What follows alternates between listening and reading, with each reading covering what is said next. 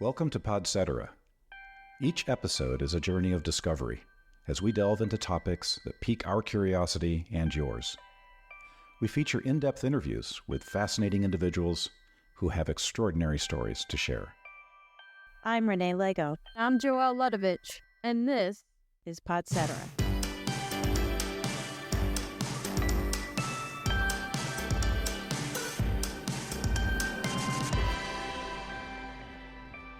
Heath Allyn is the embodiment of versatility.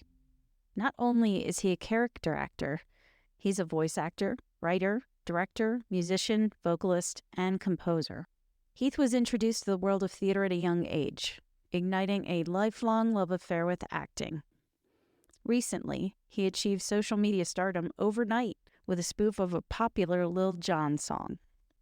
We sit down with Heath to unravel his insights into the world of social media and to discover the driving forces behind his creative spirit and what it means to be your true self.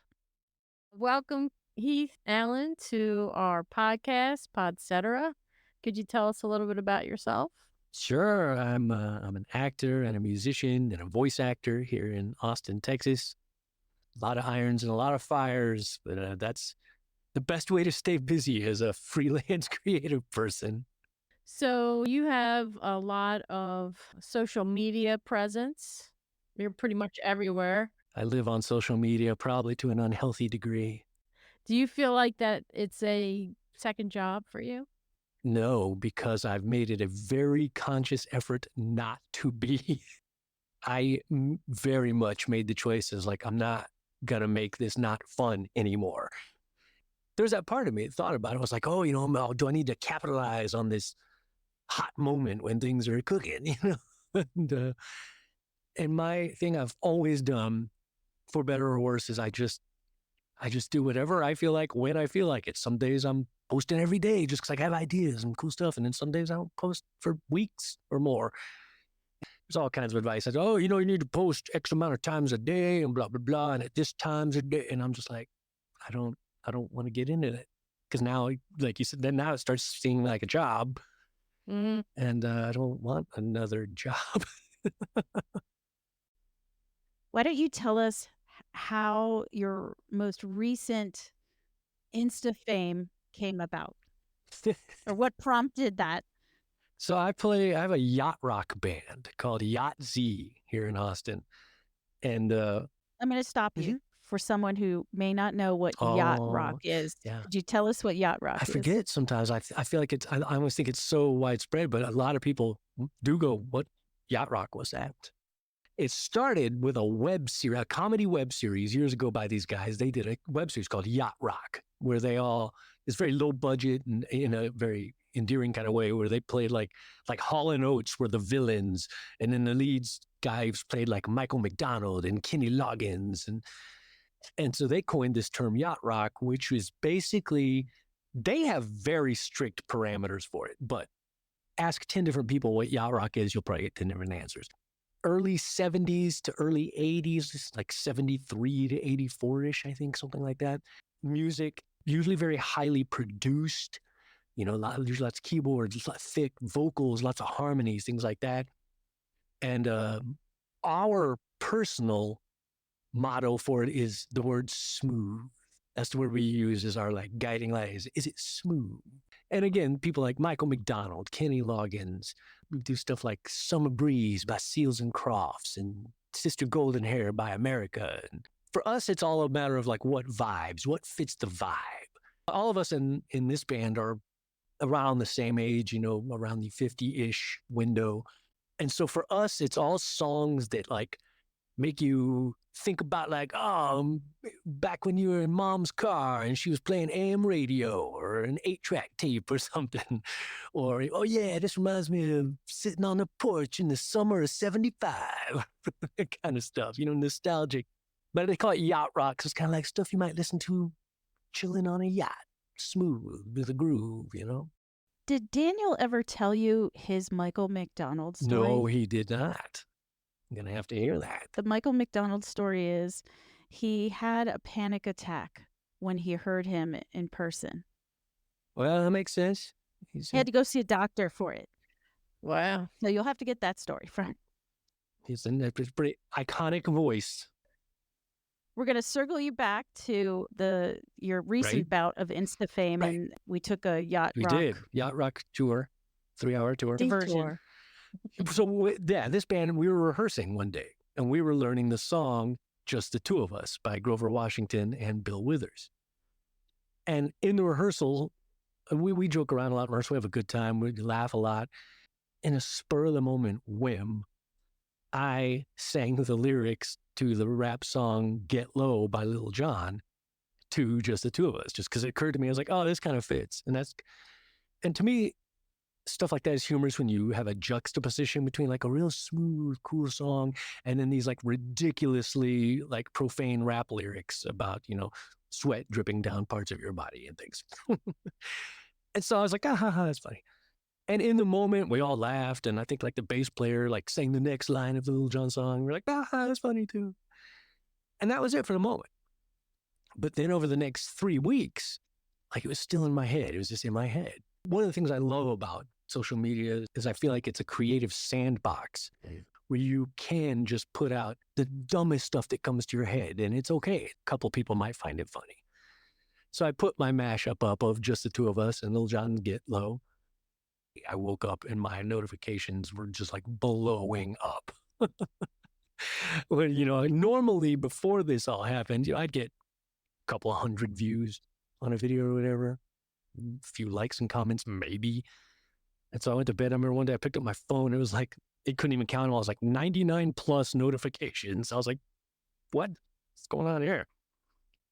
And that began the ride that continues all these like many, many, many months later. It's died down now, and that's one of the craziest parts of all this is you have this experience of your online presence like just blowing up and becoming this crazy thing where like it's everywhere.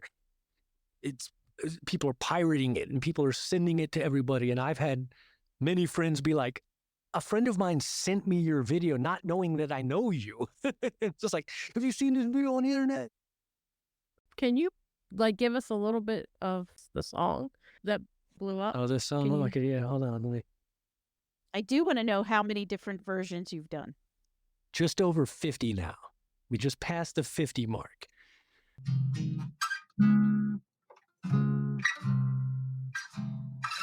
There it is.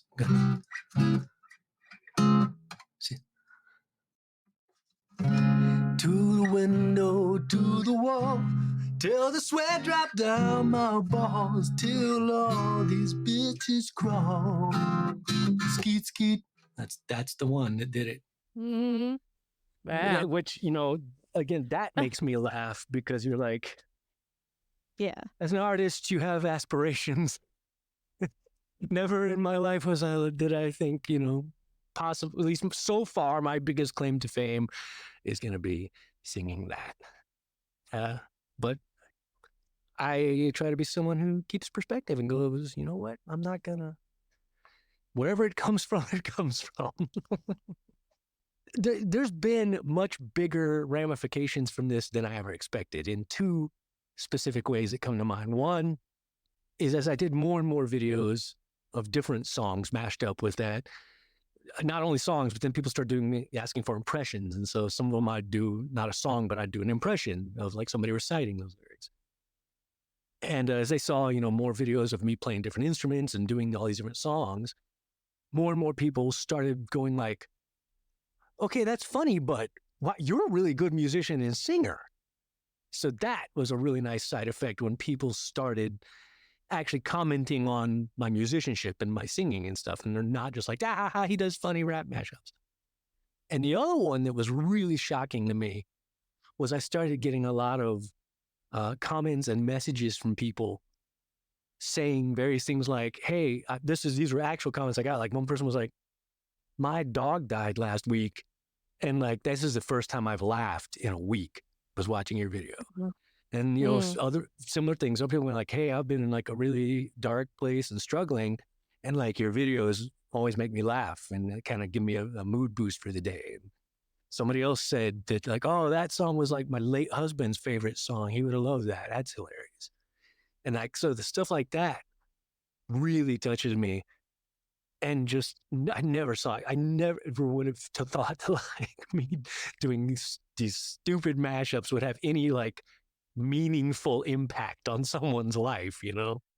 You had a lot of positive, but any sort of negative?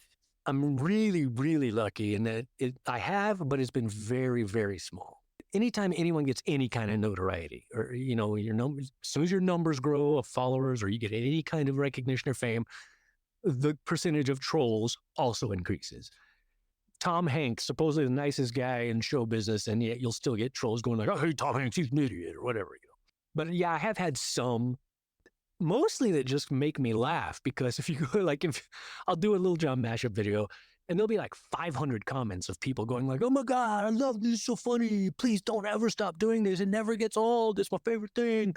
And then one guy will come in and be like, bro, you need to stop it. It's old now. Find a new thing. If you compared today to 5 years ago, I think there's a lot more negativity I agree. online.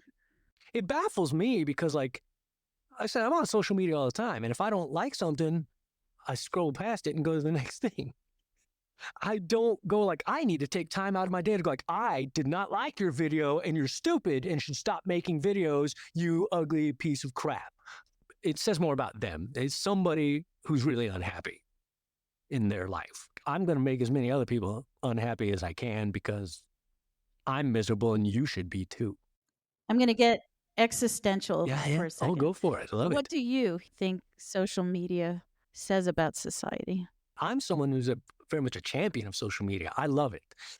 Now, that being said, like anything, I don't think there's anything that exists in the world that doesn't have pros and cons. Everything does. Everything does. And social media does have a lot of cons. The social media is still fairly new in the grand scheme of things. I mean, I know we don't feel like it's new because, you know, MySpace way back when. But still, if you look at the big picture, it's still fairly new. I would say most human beings are probably affected by people's words, even if you don't want to be. If someone comes on and goes, you're stupid, you might be like, that's just a person having a bad day or whatever. But it still kind of hurts. And you're still kind of like, I don't feel good that someone said that to me. And so having that kind of access to everybody it can be dangerous for our mental health.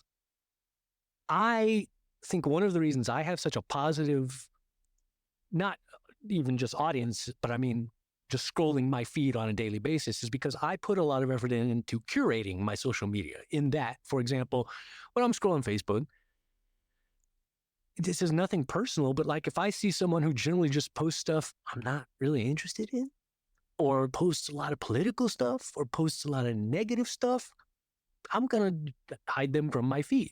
And it's not a diss on them. It's not like you're a horrible person. You shouldn't. But it's about what I'm looking for. I go to social media for fun and relaxation and socialization. And so I want it to be a positive place for me. I know this is true of me, and it's probably true of most humans. I kind of feel like really we all want to be loved by everybody. We want to be loved by everyone, and that's impossible. It's just not possible. I have so many relationships because of social media. And don't get me wrong, I do not think social media is a replacement for in-person relationships. Like, it should never be a substitute. There's a lot of negative to it, but I personally feel like there's far more positive about social media than negative. I'm on it all the time, and I have no desire to change that. I'm never like, I need to spend less time on social. I'm like, no, I love social media. It makes me feel connected to the world and to people and to my friends, and gives me a place to put the silly ideas to tumble out of my brain. Has it helped your career in ways, being on the Instagram and social media? Has it really boosted your career or had any? Not as much in very obvious ways. Things like, because Steven Spielberg called me because he saw my video. But more in, it has, in subtle ways. For example, when the pandemic first hit in 2020, naturally, I wasn't playing in bands anywhere, and I wasn't doing any acting work because we were all staying at home. And I got real prolific in that time. Because I'm like, well, I got to do something. What do I have to do but put out videos? And so that's when I really started putting out a lot of videos, all kinds of stuff, not just comedy stuff, but also like, hey, here's a cool guitar solo I really like, and playing that, or a cool piano part. Or, oh, here's this song I learned today is cool. And because of that, some of my musician friends who were casual acquaintances, but like they didn't really know me as far as like what my skill level was, or, they didn't know me good enough to be like, oh, we should get him when we need somebody for this band. And after seeing all these videos I was doing, they did. And I had a couple of people that now I have regular gigs with when, there's certain bands I sub with when like somebody can't do it, and I'll jump in and do gigs with them. And that's directly because they had seen all these videos I put out and been like, oh, wow, he's a good guitar player and he's a good keyboard player. And we need someone who can do both of those in the band. And there's not a whole lot of people who can play guitar and keys to the level we need. So that kind of gave me a little, leg up in some regards like that. And the Yacht Rock band came about because my friend Keith Ruckus, he books for a place here called The Boat. I guess it was a couple of years ago now. He'd put up a post in a group I was in on Facebook that said, hey, looking for tribute bands, especially if anyone's got a Yacht Rock band. And I went, I would like to have a Yacht Rock band. That'd be fun. And I called, some of my best friends who I was in several bands with already, and was like, well, hey, y'all want to form a Yacht Rock band with me? They're like, yeah, all right, cool. And it all happened, because of that Facebook post he made. And now we have a residency at The Boat. That's our home venue where we play every month there. So there's been a lot of ways like that. What's your favorite Yacht Rock song? Oh, I don't even know if I could choose. There's a Sirius XM station called Yacht Rock Radio. It's like, man, I love every song they play on this. And it just made me realize that, I just loved all that music. But So would Christopher Cross be Yacht Rock? He would. I absolutely love Christopher Cross. He lives here in Austin. Oh, yeah. Most people think, if you were to ask people to name a Christopher Cross Yacht Rock song, they would say Sailing. But we choose instead to do Ride Like the Wind because we think that's way more fun. Because there's a lot of do-do-do-do's. There is. Yeah. Yeah. I feel a song coming on. I don't know. Renee? It could be time for some. I do want to pivot to another topic, but maybe not. Why don't you play something for us? Oh, I know maybe something of yours. Yeah, I met Renee. I met you. Me. Do. Yeah, that's true. It's true. Yeah. I sing. I was a soprano did not know that. back in the day. Yeah. There's a lot you don't know about me, Heath. It's true, and that is that's very true. Really? I did prepare a song today. I could have picked a song that I've done a million times. I could play in my sleep, and that'd probably be the safest bet.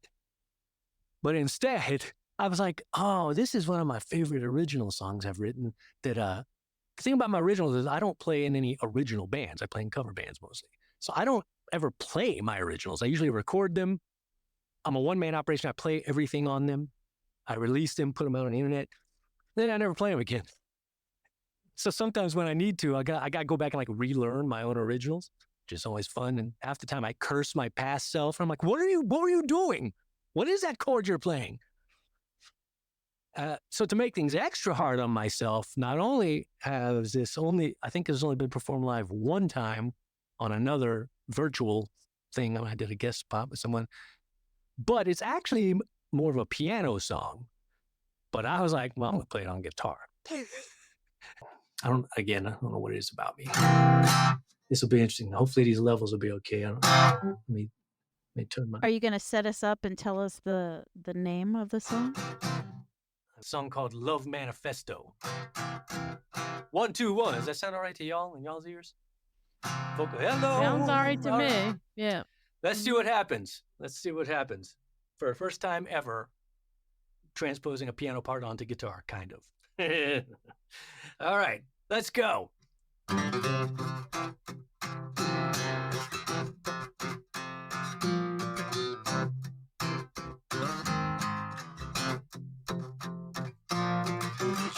and I have crossed oceans of time, made from the same star stuff. Electrical lovers meant for each other, forever's not long enough. No words exist that do justice to this. I know because I've tried them all. Our kiss is a universe unto itself that makes this one seem so small, yeah.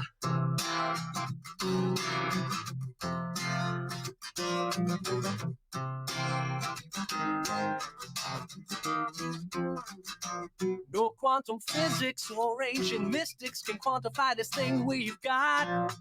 No supernovas or fusion explosions can burn as brightly or as hot. When the stars are all gone, we will be shining on. There is more than one way to Big Bang. Once we start on this flight, we'll be flying all night. Come again like a boomerang, yeah. This is our love manifesto, a fusion of love and light. Our love's gonna survive the test, so it can be a beacon into the night.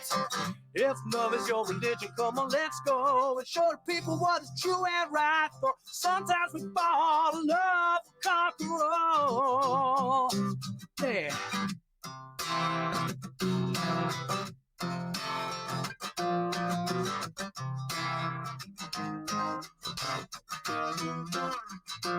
Yin to my yang, we've each got our own bang, but together we are catalysts, both amplifying all our underlying things that already exist. We're exponential with all our potential, with strength and balance and enhance. I'm always behind you, and not just for the view of you shaking it while you dance, yeah. This is our love manifesto, a revolution of love and light. Our love's gonna survive the test, so it can be a beacon into the night. If love is your religion, come on, let's go. Show the people what is true and right, though sometimes we fall, love conquers all. Do, do, do. Do, do, do. Do, do, do. Do, do, do, do. Do, do, do. Do, do, do, do. Do, do.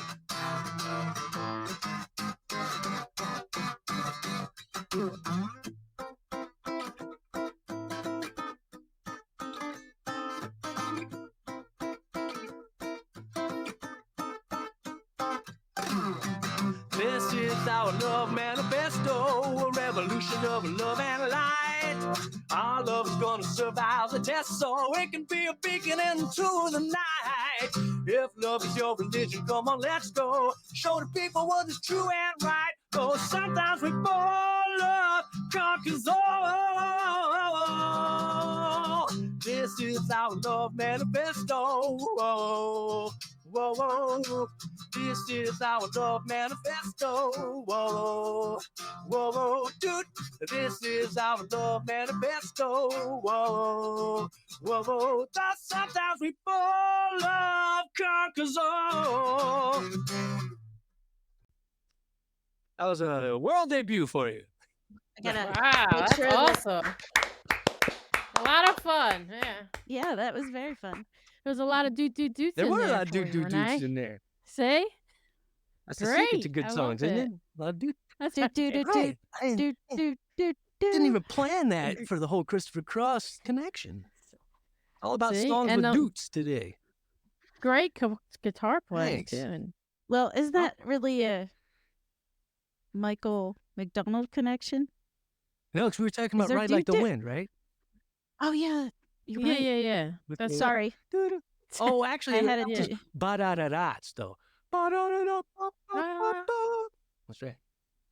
Or whatever. It's crazy how these things stick in your head, right? Before we talk about acting, I'm going to just ask you one question. When I was researching you, I happened upon your blog, and I actually was surprised how much you shared. Yeah. And Mhm. how open you were. And I was wondering, is this sort of a form of therapy for you, releasing This- negative thoughts in the blog? Because your Instagram, your personality, you're very, very bubbly and you seem happy, right? In general. And just like anybody, we have We have our moments, right? Yeah, you've hit upon something very interesting. All the people close to me in my life who know me really well will be the first to tell you that I live online transparently. Like, I put it all out there. I have no filters. It's all out there. If you did go and read my blog or read my Facebook or whatever, you, I think, would actually really get to know me, the real me. Because again, it's not like just I put certain things out there and don't push. It's like, no, I put it all out there. I kind of feel like if I'm transparent about every nook and cranny of who I am, then if you like me, you really do like me. That's me. If you don't, then that's fine too. At least we know now. And it's not like, oh, you thought you liked me, but then you found out what I'm really like. And you're like, oh. I have found time and time again that it helps people because so many of us can feel alone in whatever we're going through. If you're going through depression, if you're going through a death in the family, if you're going through job troubles, career troubles, whatever it is, it's very easy to feel like, oh man, everybody else's life seems so great. And man, mine is like, frustrated with mine. And because exactly what you said, how like in general, I'm perceived as a goofy, fun guy who's very positive and does silly stuff and is always up and has, he's just got a great energy. And I'm like, I am probably someone who people least suspect has ever suffered from depression. I'm like, oh, I absolutely have. Yeah, I've absolutely, like any person on this earth, had really dark times in my life where, I just didn't want to wake up. I was like, man, if I went to sleep tonight and didn't wake up tomorrow, that'd be okay. Because everything sucks right now. And I think it's important for people to know, because depression, I'm very lucky in that I don't, as far as I know, I don't suffer from chemical depression. I've only ever suffered from like situational depression, something, I'm not happy with the way my career's going, or I went through a breakup, but it's not a chemical imbalance in my brain. And so I just think it's really important that people know that even someone like me, who's like, oh, you're so happy and fancy and funny. It's like, I've been there with you. You're not alone. In one of your blog posts, you mention not feeling comfortable in your own skin. Oh, yeah. A weight fluctuation. For women, this is definitely a thing. Right Yes. now, I'm dealing with issues where I'm gaining weight and I can't lose it, and I'm at a certain age and all these things are happening. Yes. And I feel like I'm walking around in someone else's body. I'm disconnected completely 100%. to what this body is and how it operates. Yes, that is, I 100% identify with that. And it is, I definitely think, way worse for women culturally, as most things are. My physical body and my vanity and how I look is the number one source of stress and unhappiness in my life, 24 hours a day, 7 days a week. Up till I was about 18, I was rail skinny. I was like 30-inch waist, tiny. And then, 18A, your metabolism slows down a little bit. You're driving around now. You're not walking everywhere anymore. I got my own money so I can eat Wendy's and ice cream as much as I want. And what's weird is like, I do not remember gaining weight.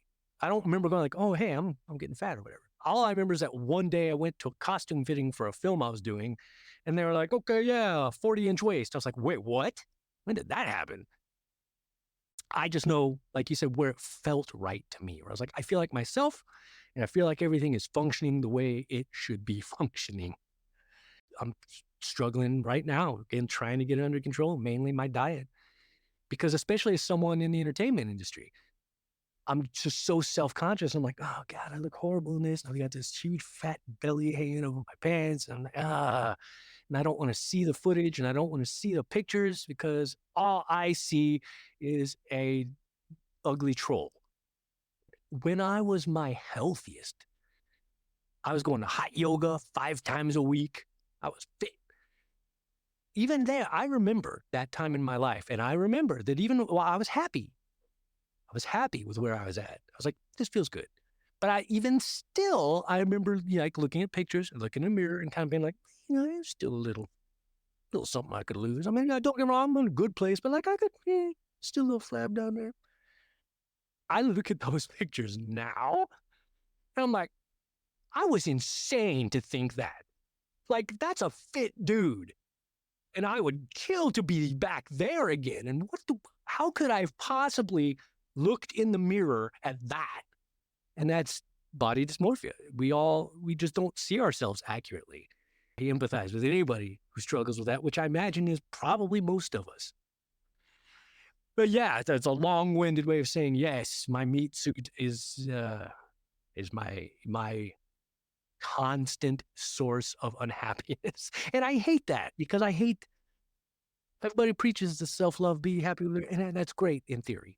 I don't know how to do that. There's always something that you can find wrong with yourself, right? We're going to switch topics. Joelle, you want to take us into the next section? So out of the range of what you do, you're acting, film, TV, corporate, industrials, voiceover, and theater. What is your true love out of all those mediums? Well, the reason I do them all is because I can't. They've always all shared my life. Like, I started acting and playing music right around the same time when I was about 11 years old. And literally my entire life, those two things have remained pretty equal. There have been phases in my life where, like, okay, I was more active in bands, wasn't doing as much acting. Oh, I'm not in many bands now, I'm doing a lot of acting. And then now for, the last many, many decades, I'd say at least a couple, 10, 20, 30 years, they've been pretty much equal. I couldn't have it any other way. Skills as a musician, I feel, are more objective. Like, you can watch someone and objectively be like, okay, he's a good musician. And acting, I feel like, is totally subjective. There's no actometer you can measure and be like, oh, he scored a 9 on the acting. Even pick famous actors. Leonardo DiCaprio. Some people think he's the greatest actor of our generation. Some people go, he's a horrible actor. I hate him. I don't like anything he's ever been in. Totally subjective. I get much more frustration from my acting career because it's so out of your control. The reasons you are or are not cast are so out of your control, random variables. Your acting ability is only the tiniest ingredient in the recipe. It's in there. But it's not a meritocracy where it's like, well, if you're a very good actor, you will rise to the top and have a career. It's like, no, I'm sure there's great legendary actors we never even heard of because they're doing dinner theater in Iowa. And nobody knows who they are except the people who go to that dinner theater and they go like, that guy's amazing. I could never give up on camera acting, but I could also be completely happy if I only had a voice acting career. Because one of the things I love about voice acting is you can play anything. It doesn't matter what you look like. Yeah, my example is always the guy who played Batman in the Batman the Animated Series, Kevin Conroy. He's a lot of people's favorite Batman. And if you see him, he would never get cast as Batman in a movie. He was like he was like this tall, skinny, gangly, redheaded guy. And that's awesome that he could have a career as a lot of people's favorite Batman ever, regardless of what he looked like. So I love voice acting for that reason. If a genie popped up and forced me to choose one, I don't know. But in the acting world, at least, I would choose voice acting. I've said many times that every single day of my life, I want to quit because it's so frustrating, but I can't. Like, I literally can't quit because it's doing the things I love, which is music, acting, voice acting, are like the times when I feel the most alive and fulfilled and in my element and like, yes, this is why I'm here. This is why I'm alive. You put up with all the rest of that crap for those few tiny moments you actually get to do the thing. Yeah, exactly. But it's worth it. I always tell people, it's not just me. I mean, lots of actors have said this. It's a persistence game. You got to be the one left standing when everyone else has been like, it's too hard and I quit. And I can't quit. I couldn't be happy if I quit. I'd be miserable. I'd just be like waiting, well, how long of my life do I have left to live? That's a lot of 9-to-5ers are like that. I couldn't go back to an office job. I did it. I've done many office jobs over the years, but I couldn't do it now. I'm not built for it. You describe yourself as a character actor. Sure. Yeah, I'd say that's accurate. Was that the dream to begin with, to be a character actor? Or it's just something that naturally progressed? When I was younger and first really getting into acting, I just don't think I had that specific of a vision. I was just like, oh, I just love acting and I just would love to have a career in it. And of course, when you're younger, there's some part of you that's like, oh, wouldn't it be cool to be like super famous? Just be like, Tom Cruise or Tom Hanks or Harrison Ford or whoever, be rich and all that. And then as you grow as an artist and get older and get more mature, it becomes more about, at least for me, the actual job and the craft and the passion and not the fame and the money and all. I mean, yes, of course, I would love to not worry about money. Who wouldn't? It'd be great if I had enough in the bank account. I was like, okay, well, I'm set and I don't got to worry about that anymore. And I can just do the things I want. But that's never been the goal. One of the hardest things about this business, I think, is there is no map. There is no path. I could tell you every step I took in my life that led me to where I am today, and you would not get here if you followed the same path. I think that's why people are used to office jobs, again, where you go like, okay, well, you get raises, and you get new job titles, and you can climb up the ladder, and then you're this guy, now you're the manager of your department, and you become vice president, and there's a clear path to where you might want to go in a corporate setting. Money has never, ever been the focus, which kind of leads back to the first thing you said about when my videos blew up. Got strike while iron's hot. How can I monetize this? How can I make the most of this moment when everyone's looking at me and my videos are blowing up? I was just like, no, I'm going to keep doing what I've always done, which is just post what I feel like posting when I feel like posting it. Since that first one blew up, just the two of us mashup, I still, to this day, get multiple comments a day from people going, you got to give us a full version. We want a full version. We want like a full song, not just a little snippet. And I've explained multiple times, like, that doesn't work. It doesn't work as a full version at all. I thought about it when it first blew up and people started begging me for it. Basically, literally telling me, I will give you money. If you put this out, I will buy your thing. And I'm like, I'm not going to do it because it doesn't. You think you want a full version. Trust me when I tell you, you do not. It would not be good. It would not be funny. It would be very forced. And it would strictly be me trying to capitalize on the cachet I've earned off that. And I'm not going to do that. I think part of the reason it worked is it is short. You can consume it, you get the joke, you move on. Totally. Right? Yeah, that's right. I agree. Just like SNL, right? When they do a skit and it goes way too long, you're like, Yeah. I still love SNL because they will swing for the fences and fail. They'll still put some weird ass sketch on at 11:55 that sometimes is funny as hell and it sometimes just falls on its face. And I love that after all these years, they still do that. And they will still just do the most random crap that might utterly be a failure. have you ever thought of starting your own show?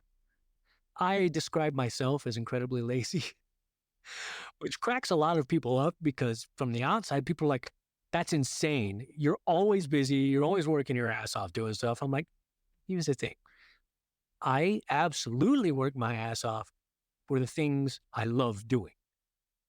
Making a song, doing a show, playing a show with a band, if I'm on a film set, I'll go as long as you want another take, let's do another take. I'll never be like, can we go home yet? I'm like, no, I love it. I'm incredibly lazy about the things I don't want to do, which as a freelance artist, there's a lot of, business crap you should be doing, your networking, getting your resume to get your demo reels, I should be probably searching out more work myself as opposed to just being like, nah, I'm just waiting for my agent to send me stuff.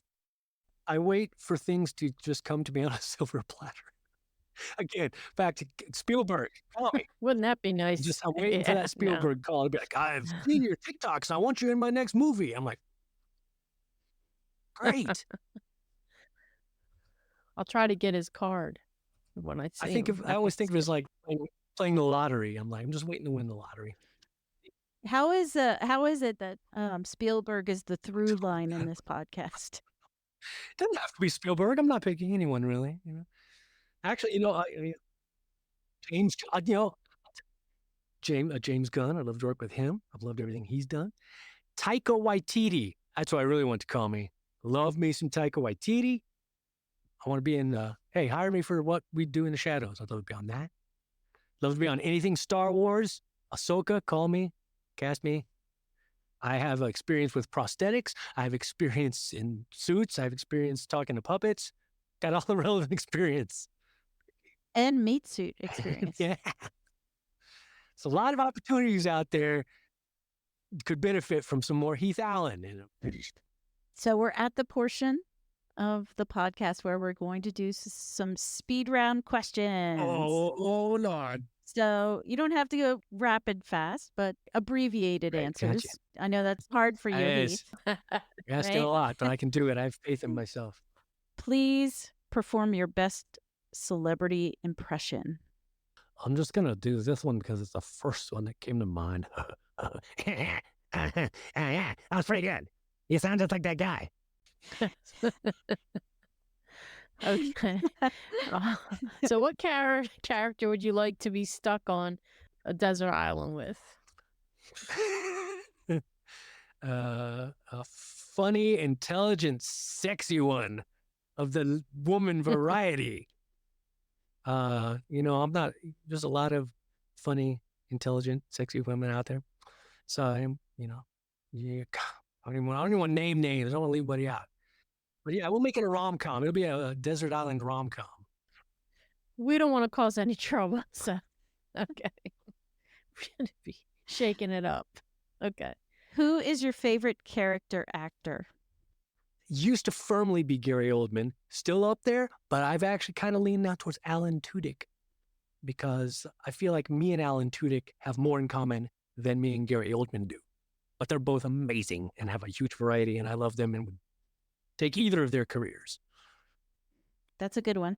So we do this little segment, sort of like whisper down the lane. You know what that is? One person tells a story and that person tells the next person a story. And then when it comes back around, it's the same story that was told in the beginning. It's kind of the concept of it. So we're doing doing a version of that called Question Down the Lane. This was a question that our last guest is asking you.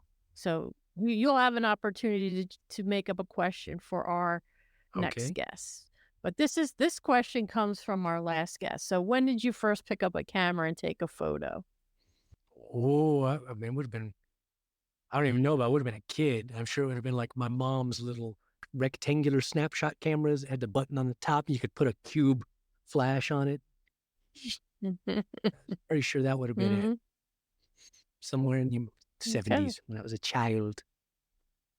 And now, if you wouldn't mind, could you please give us a question for our next guest? If you were not doing what it is you are doing now, what other job might you have had in an alternate timeline? All right, that's our question down the lane question for our next guest. Heath, I want to thank you for joining us on Podcetera. Thanks for having me. It was a great conversation. We're really excited. We will be watching you on Instagram and online and in the movies and on our... Spielberg's next film. Yeah, and on Spielberg's next film. That's right. We're all available, by the way. The Spielberg calls. That's going to be our next call. All three of us. A binding pact right now. It's like, I'm not doing it without the other two. That's right. Three or nothing. All of us or Somewhere nothing. Triangle. Well, it was really nice to meet you, Heath. It's great meeting you all. Thank you so much for having me. It was a lot of fun. I appreciate it. It was a great conversation. How does one find Heath Allyn? Oh, that's easy. You got to look at my last name there. Allyn. That's what'll throw you. But if you Google Heath Allyn, you will probably close your browser because you're overwhelmed by results. You're like, that's too many. There's too much. I can't handle it. But I'm Heath Allyn everywhere. I mean, that's my handle. My name is my handle on all my social media. Makes it nice and easy to find me because I want people to find me. Look me up. Give me a message. Especially Steven Spielberg. I'd go with Tom Hanks over Spielberg. But don't. Well, they're buddies, right? Right. I mean, ultimately, maybe it could be a Band of Brothers type thing where Spielberg and Hanks are on it. Or if it had the Smothers Brothers, it would be Band of Smothers. Oh, there you go. There's the next Hanks Spielberg project. I can be Tommy Smothers. If you enjoyed this episode, please leave a review and share Podcetera. And be sure to follow and like the series wherever you enjoy podcasts. For Podcetera, I'm Renee Lego. And I'm Joelle Ludovich. Thanks for listening. See you next time.